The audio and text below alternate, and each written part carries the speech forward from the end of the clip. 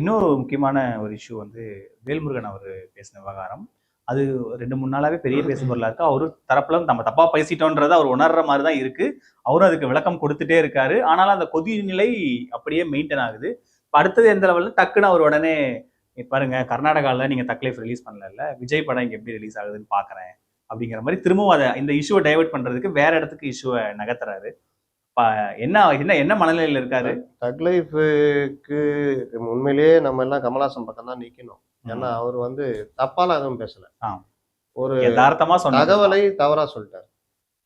ஆக்சுவலா தமிழ்ல இருந்தா கன்னடம் வந்ததுன்றது எந்த ஆதாரம் கிடையாது. பல மொழிகள் பிரியும் பொழுது தமிழுடைய சகோதர மொழி மாதிரி தான் கன்னடம், தெலுங்கு, மலையாளம்லாம். ஒவ்வொரு காலகட்டத்தில் அது மாறுது. தமிழ், சமஸ்கிருதம் எல்லாத்தையும் உள்வாங்கிக்கிட்டு அந்த மொழிகள் வருது. இதை ஒரு காரணத்தை வச்சுட்டு தமிழ் தான் எல்லாத்துக்கும் தாய், அதோடைய குழந்தை தான் கன்னடம்னு நம்ம பேச முடியாது.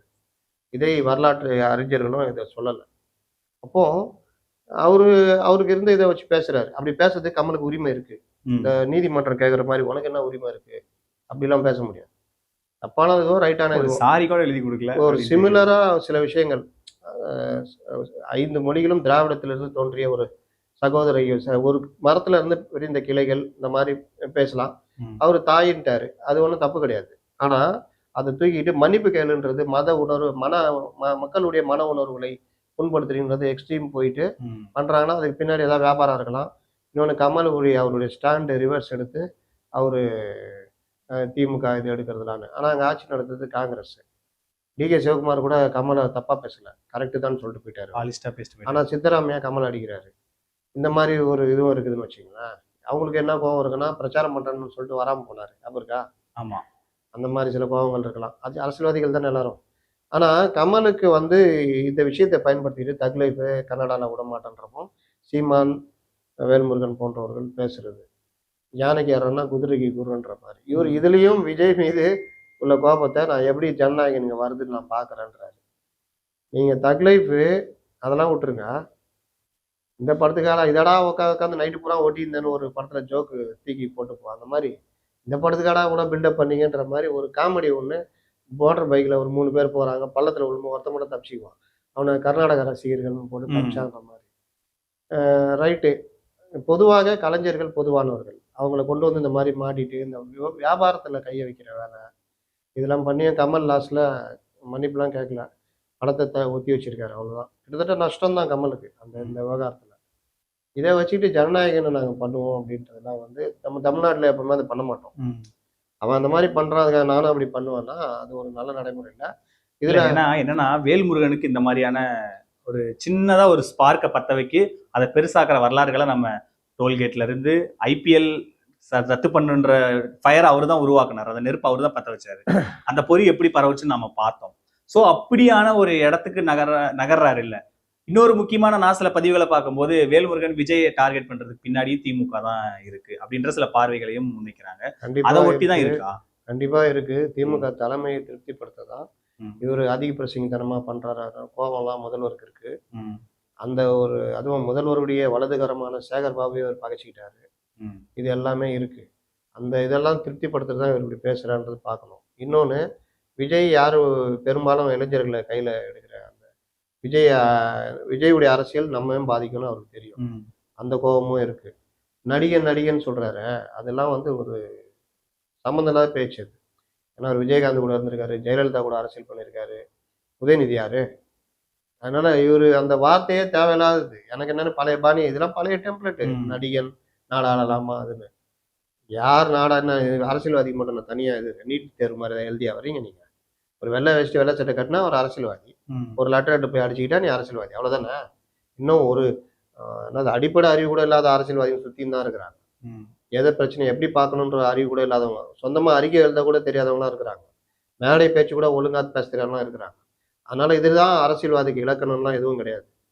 விஜய் வந்தா பிறகு அவர் என்ன அரசியல் பண்றான்றதை பார்த்தா நம்ம விமர்சனம் பண்ணணும்.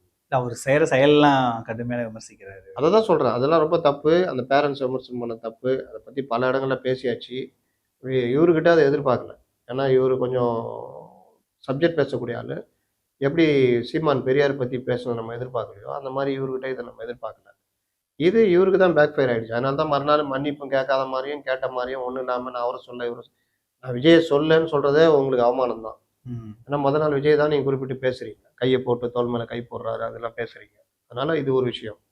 இன்னொன்னு, இந்த படத்தை வெளியிட விட மாட்டேன். அதெல்லாம் நீங்க என்ன பண்றது? நீ என்ன ஒரு 4 தியேட்டர்ல இது பண்ணுவீங்களா? படம் வந்துச்சுன்னா அது ஓட போகுது. ம். படம் நல்லா இருந்தா ரசிகர்கள் ஏத்துக்க போறாங்க. ம். இப்ப தக்லைஃப்க்கு இவ்வளவு பில்டப் பண்ணாங்க. ரிசல்ட் என்ன?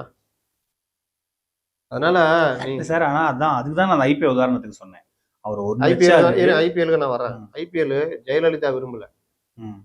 இவரு எடுத்தாலும் ஜெயலலிதாவுக்கு அது பிடிக்கல. ம். அதனாலதான் ஜெயலலிதா நடவடிக்கை எடுத்தாங்க. ஜெயலலிதாவுடைய பிரஷர்னாலதான் சென்னையிலேயே எதுவுமே நடக்காம மாத்திட்டு தூக்கிட்டு போனது. ம். சென்னை சூப்பர் கிங் மேட்ச் கூட இங்க நடக்கல. இவங்களெல்லாம் தூக்குன்னு சொல்லிட்டு சொன்னனால இன்னும் நடத்த விட மாட்டேன் ஜெயலலிதா தான் சொன்னாங்க. இவர் சும்மா இது பண்ணாலும் ஜெயலலிதா முடிவு பண்ணா. இப்ப பண்ண ஆ. நான் கேட்குறேன். இப்ப பண்ணுங்களேன்.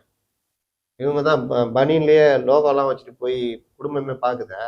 இப்ப வேல்முருகன் தைரியம் இருந்தா ஐபிஎல் மேட்ச்ல இலங்கை பிளேயர் இருந்தா சென்னையில நான் விளையாட விட மாட்டேன்னு ஜெயலலிதா பீரியட்ல பண்ணாங்கல்ல, அது மாதிரி பண்ண சொன்னாங்க. இல்ல, காவிரி நதி பிரச்சனை தானே பண்ணாங்க.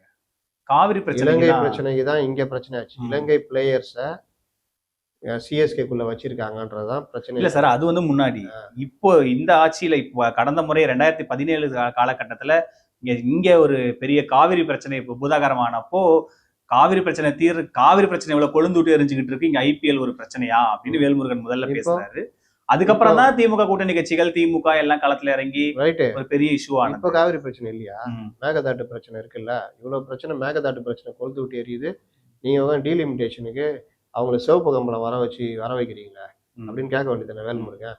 கலாச்சார சீரழிவுன்றாரு. என்னமோ நான் இன்னைக்குதான் கேட்டாங்க, இந்தியா கூட்டணி ஆட்சியில இருக்கு, நம்ம பேசிக்கலாம்னு கூட நினைச்சிருக்கலாம். அதுதான் அவங்க நினைப்புக்கு ஏத்த மாதிரி அரசியல் பண்றீங்கல்ல, அததான் தப்புன்றோம். ம். நீங்க நினைச்சா இது ரைட்டு, நீங்க நினைச்சா இது தப்புன்றீங்கல்ல, அதை தான் தப்புன்றோம். ம். நீங்க கலாச்சார சீரழிவுன்னா இந்த ஆட்சி வந்த பிறகு ஏராளமான பப்புகள், ஆயிரக்கணக்கில் பப்புகள், போதை கலாச்சாரம் இதெல்லாம் பெருகிடுச்சுன்ற குற்றச்சாட்டு இயல்பாகவே இருக்கு. இந்த இடி ரைட்ல கூட நடிகைகளை வச்சு பார்ட்டி பண்ண அந்த பல விஷயம் இருக்கு. அங்கெல்லாம் பொங்கல் இல்ல. ம். பொங்கிருந்தா அங்க பொங்கி இருக்கணும்ல, ஏன் பொங்கல? நடிகன் வந்தவொடனே நீ முதலமைச்சர் ஆளான்னு பாக்குற, 10 வருஷமாவது ஒர்க் பண்ணு அப்படின்னு லெஃப்ட் சைட்ல திரும்பி, தலைவரை உங்க பிள்ளைங்க தான் சொல்றேன், நடிகனா வந்துட்டீங்க, ஒரு 10 வருஷம் பொறுத்து முதலமைச்சர் ஆக்குங்க அப்படின்னு சொல்ல தைரியம் இருக்குதா? ம். அது என்ன விஜய் மட்டும் அந்த இது? அதை நான் சொல்றேன். நடிகன், கலெக்டரு, ஐஆர்எஸ் ஆபீசரு இவங்க அப்படிலாம் கிடையாது. நீங்க வந்த பிறகு என்ன அரசியல் பண்றீங்கன்றதை வச்சுதான் விமர்சனம் பண்ணணும். ம். விஜய் நல்ல அரசியல் பண்ணா வரவேற்கணும். விஜய் நல்ல அரசியல் இல்லை, விஜய் கிட்ட அரசியல் சரியில்லைன்னா அதை விமர்சனம் பண்ணணும். அதை பண்ணுங்க, உங்களுக்கு உரிமை இருக்குது.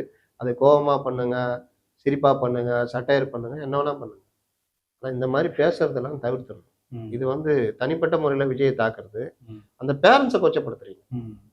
அந்த இதை விட நீங்க அப்படின்னு சொல்ற வார்த்தை இருக்குல்ல, அதெல்லாம் ரொம்ப ஓவர். இல்ல, இது விஜய் படம் இங்க நாங்க ரிலீஸ் பண்ண விட மாட்டோம்னு இப்போ ஒரு நெருப்பு ஒண்ணு பத்த வச்சிருக்காருல்ல, இதை நாளுக்கு நாள் அதை பேசு பொருளா மாறும். கர்நாடகா கம்பெனி இந்த மாதிரியான விஷயங்கள் தக்லைஃப் தக்லைஃப் ரிலீஸே ஆகல கடைசி நல்லா வரைக்கும் இருக்கும்போது. தெரிஞ்சுக்கங்க, தமிழ்நாட்டுல தமிழக மக்கள் ம். இந்த மாதிரி கிறுக்குத்தனம் பண்ணவே மாட்டாங்க. ம். அந்த மாதிரி பண்றது அங்கங்க அங்க ஒண்ணு இங்க ஒண்ணு இருக்கும், அது போலீஸை போட்டு சரி பண்ணுவாங்க. ம். மற்றபடி பெருசாலாம் தமிழ்நாட்டுல அது நடக்காது. இல்ல, அவரு இங்க தான் நடந்திருக்கா? கர்நாடகா கம்பெனின்னு சொல்றாரு, ஆனா அது விஜய் படம்ங்கிறத அவர் மறந்துடுறாருல. விஜய் நீங்க- தமிழ்ல இவர் ஒரே நாள்ல தன்னுடைய இதை மாத்தினவர் ஞாபகம் இருக்கா? லைக்கா விடமாட்டே ம். தமிழர்களுக்கு எதிராக இன அழிப்பு நிறுவனம்னாரு. அன்னைக்கு சாயந்தரமே மாத்திக்கிட்டாரா நிலைப்பாடா? அதுக்கப்புறம் லைக்கா பல படங்கள் ரஜினியை வச்சு எல்லாரும் வச்சு நடத்தாங்க. எங்க போனார் இவரு? ம். அதனால இவரு அப்படிதான் அன்னைக்கு ஒரு நிலைப்பாடை மாத்திக்குவார். ம். அப்ப அந்த படத்துக்கு இந்த சிக்கல் அதெல்லாம் ஒண்ணுமே. ஒன்றும் வராதுங்க. தமிழக மக்கள் இன்னொன்று வேற லெவலுங்க. நீங்க மன முதிர்ச்சி அதிகங்க நமக்கு. ம். நீங்க பாருங்க, எவ்வளோ காவிரி பிரச்சனை நம்ம பஸ் எல்லாம் அடிச்சுலாம் கொடுத்துனாங்க. இங்க ஒரு உடிப்பு ஓட்டுல நம்ம எதா பண்ணணுமா? ம். எவனா ஒருத்தன் பண்ணும் பொழுதும் போலீஸ் ப்ரொடெக்ஷன் கொடுத்து இது பண்ணலாம். நம்ம அந்த மாதிரி தான். எப்பவுமே நம்ம உடைய ஸ்டாண்டர்டு வேற. ம். அவங்கள மாதிரி கிடையாது. அங்க இருக்கிறவங்களும் பாத்தீங்கன்னா இந்த வாட்டாள் நாகராஜ் இந்த மாதிரி குரூப் தான். ஒரு பொதுவா fringe elements கர்நாடக மாதிரி. மக்களோ பெங்களூர் மக்களோ மற்றவங்களோ தமிழர்களுக்கு எதிரான மனப்பான்மைலாம் கிடையாது. ம். எல்லாரும் சேர்ந்து ஏங்க அதிகமா பெங்களூர்ல போனீங்கன்னா நீங்க சென்னையில இருக்கிறீங்களா இல்ல கர்நாடகாவில் இருக்கீங்களா உங்களுக்கு தெரியாது. அப்படிதான் இருக்கும். எங்கேயும் எல்லா இடத்துலயுமே தமிழும் மற்றதும் சாதாரணமா இருக்கும். ம். அதனால அதெல்லாம் கிடையாது. நம்ம தாய்ப்புள்ள மக்கள் தான். இவங்க நடுவில் அரசியல்வாதிகள் தான் அரசியல் பண்ணுவாங்க. அங்க கொஞ்சம் ஜாஸ்தி எடுபடும். இங்க ஒன்றும் அங்க இன்னொன்னு பாருங்க, நீதிமன்றம் தான் தலையிட்டு கொஞ்சம் நீ என்ன மன்னிப்பு கேளுங்க, உணர்வு புண்படுத்தி இந்த மாதிரிலாம் பேசலாங்க. இதே விஷயத்த கமல் சுப்ரீம் கோர்ட் எடுத்துட்டு போனாருன்னா நீதிமன்றம் கண்டிச்சிடும். ம். ஒரு கருத்தை பேசுறதுன்றது என்ன பேசினாருன்றதெல்லாம் பார்ப்பாங்க. அதுக்கேற்ற மாதிரி தான் அவங்க அதை ரியாக்ட் பண்ணுவாங்க. இப்போ சனாதனம் மாதிரி பேசினா அந்த மாதிரி விஷயங்கள்னா பெரும்பான்மையான மக்களுடைய மனதை புண்படுத்துறது. இது என்னத்த இதில் ஒரு மொழி சகோதரனா பேசுறாரு. இன்னொன்று அது மொழிக்காக மொழி இதுலயும் போய் பேசல. அவர் சிவராஜ்குமாரை பேசும்போது என் பையன் மாதிரி நான் ஒரு சித்தப்பா மாதிரின்னு அதுல ஒரு ஜாலிக்கு பேசுறாரு. நட்பு ரீதியா தான் பேசுறாரு. அதற்கு பிறகு அவர் கேரளால விளக்கம் கொடுக்குறாரு. அதற்கு பிறகு நீங்க வந்து போட்டு அவர் அடிச்சீங்கன்னா அவர் என்ன பண்ணுவாரு? நன்றி சார். நேரத்தை எங்களோட செலவழிச்சது.